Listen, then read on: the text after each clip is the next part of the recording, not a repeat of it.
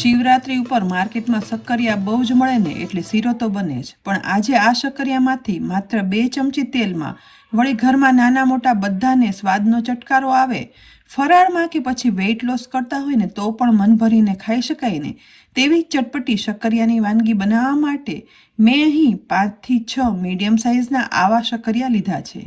તેની સાથે થોડા એવા લીલા મરચાં અને આદું લઈશું અને કોથમીર લેવાની. શક્કરિયાને મેં અહીં કુકરમાં બાફી લીધા છે, જે નીચે પાણી મૂકી સ્ટેન્ડ ઉપર શક્કરિયા રાખ્યા હતા. ડાયરેક્ટ પાણીમાં બાફવાના બદલે સ્ટીમમાં આ રીતે શક્કરિયા બાફવાથી તેની મીઠાશ જળવાઈ રહે છે. એકદમ સરસ બફાયેલા આ શક્કરિયાને હવે કુકરમાંથી બહાર કાઢી એક ડીશમાં લઈ લીધા છે. બાફેલા શક્કરિયાની છાલ છે ને તે ઉખાડી લેવાની.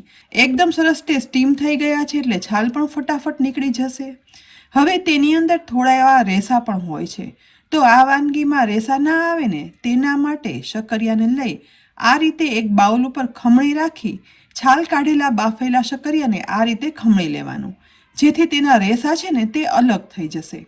અત્યારે શક્કરિયા બહુ જ ગરમ છે, માટે ચમચી વડે આ રીતે મેશ કરી શક્કરિયામાં રેસા અલગ કરી લેવાના. અહીંયા બધા શક્કરિયાને મેશ કરી લીધા પછી તેનો માવો એકદમ સ્મૂથ મળી અને તૈયાર થયો છે. હવે એક મિક્સરનો જાર લઈ તેમાં થોડા એવા લગભગ 1 મુઠ્ઠી જેટલા, જે વજનમાં અડધો કપ છે તે શિંગદાણા ઉમેરી દેવાના.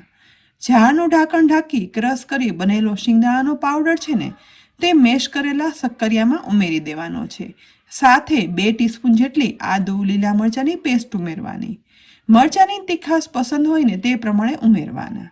સમારેલી કોથમીર ઉમેરશું અને અડધી ટીસ્પૂન મીઠું ઉમેરી દેવાનું. આ વાનગી ચટપટી ફરાળી છે, માટે તેની સાથે 2 ટીસ્પૂન જેટલો આરા લોટ પણ ઉમેરવાનો છે. અહીં આરા લોટના બદલે સિંગોડાનો લોટ પણ ઉમેરી શકાય. સાથે 1 ટીસ્પૂન લીંબુનો રસ ઉમેરશું. બધું એકદમ સરસ મિક્સ કરી મિશ્રણમાં બાઇન્ડિંગ આવી જાય ને તેવું મિશ્રણ તૈયાર કરવાનું. નોર્મલ બટેટાની વાનગી કરતાં શક્કરિયા સોફ્ટ હોવાથી આરા લોટનું પ્રમાણ વધારે જોઈશે.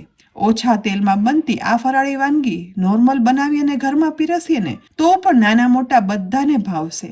વજન ઉતારવા માટે તો બટેટા કરતાં શક્કરિયા છે ને તે એક બેસ્ટ ઓપ્શન કહેવાય છે, જેથી મન ભરી અને આ વાનગી ખાઈ પણ શકાય. બધું મિક્સ કરતાં હજી મને આ મિશ્રણ થોડું એવું સોફ્ટ લાગી રહ્યું છે, તો આ સમયે તેની અંદર હું વધુ 1 ટીસ્પૂન જેટલો આરા લોટ ઉમેરી દઈશ અને ફરીથી બધું મિક્સ કરી થોડું એવું થીક મિશ્રણ તૈયાર કરી લેવાનું. અહીંયા આપણે જોઈએ ને તેવું મિશ્રણ બની અને તૈયાર થઈ ગયું છે, તો આ સમયે તુરંત જ રાહ જોયા વગર હાથમાં થોડું એવું તેલ લગાવી લેવાનું અને એ પછી લગભગ 1 લુવા જેટલું મિશ્રણ હાથમાં લઈ આ રીતે બંને હાથની મદદથી ગોળ એકદમ સરસ ટિક્કી જેવો શેપ આપી દેવાનો છે. બટેટાના માવા કરતાં શક્કરિયાનો માવો છે ને તે સોફ્ટ હોય છે, જેથી હાથમાં તેલ લગાવવાથી એકદમ પરફેક્ટ શેપ આવી શકે છે. અહીં જોઈને તમને એવું પણ થશે કે આ તો આપણે ટિક્કી અથવા તો પેટીસ બનાવી રહ્યા છે, પણ વિડીયોમાં આગળ તો જોજો. આ બનેલી ટિક્કીમાંથી આપણે એક નવી જ ચટપટી વાનગી બનાવવાના છીએ. તો બનેલી આ શેપની ટિક્કીને હવે આરા લોટની અંદર ઉમેરી દઈશું અને બરાબર બધી બાજુથી કવર કરી લેવાની. એ પછી આરા લોટથી કવર થયેલી ટિક્કીને એક ડીશમાં મૂકી દેવાની છે.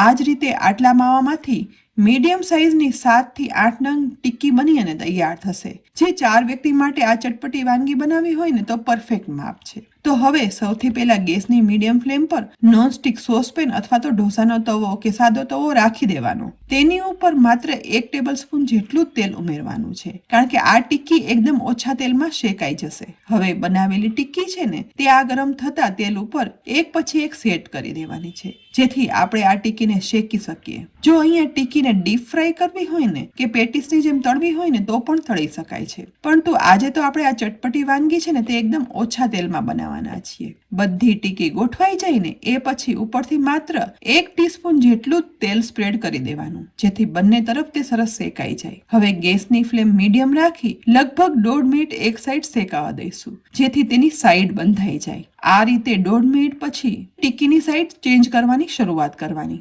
જુઓ, એક સાઈડ બંધાય કેટલું સરસ ગોલ્ડન બ્રાઉન આ ટિક્કીનું પડ થયું છે.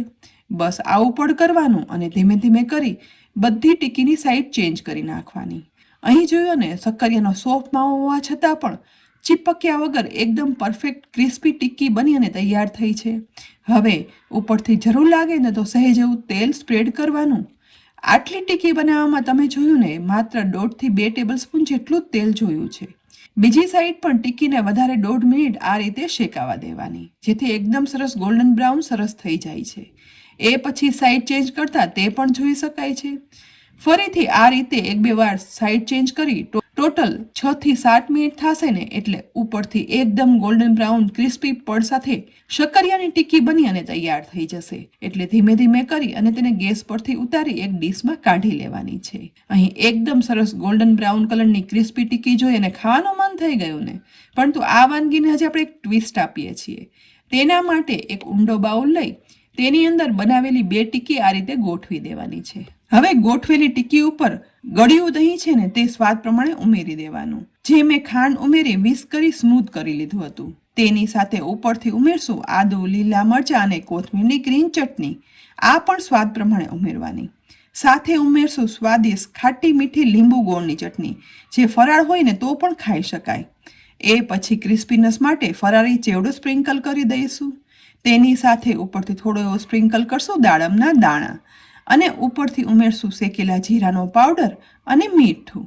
હવે સમારેલી કોથમીર વડે ગાર્નિશ કરી દઈશું તો તૈયાર છે શક્કરિયાની ચટપટી ચાટ, જે એકદમ ઓછા તેલમાં બનાવી છે. વળી બાળકોથી લઈ મોટા બધાને ભાવે તેવી, ફરાળમાં ઉપયોગમાં આવે અને વજન ઉતારવું હોય ને તો પણ મન ભરી અને ખાઈ શકાય. ઓછા તેલમાં બને છે. એકવાર બનાવશો ને એટલે તમારે વારંવાર બનાવવાની જરૂર પડશે. બટેટાની બધી ચાટ ભૂલાઈ જાય તેવી મસ્ત મજાની બને છે. તો ફ્રેન્ડ્સ, શક્કરિયાની આ ચાટની રેસીપી તમને કેવી લાગી ચોક્કસથી કહેજો. અને જો આ રેસીપી ખરેખર ઉપયોગી લાગી હોય ને તો આ વિડીયોને લાઇક કરી અને શેર કરી લેજો. સાથે જ અમારી યુટ્યુબ ચેનલને સબસ્ક્રાઇબ કરી અમારા ફેસબુક પેજને લાઇક કરી અને ફોલો કરી લેજો, જેથી આવી અનેક ઉપયોગી રેસીપીના અપડેટ્સ તમને તુરંત જ મળે. આવતીકાલે આપણે ફરીથી મળશું એક નવી ઉપયોગી રેસીપી સાથે. ત્યાં સુધી આવજો.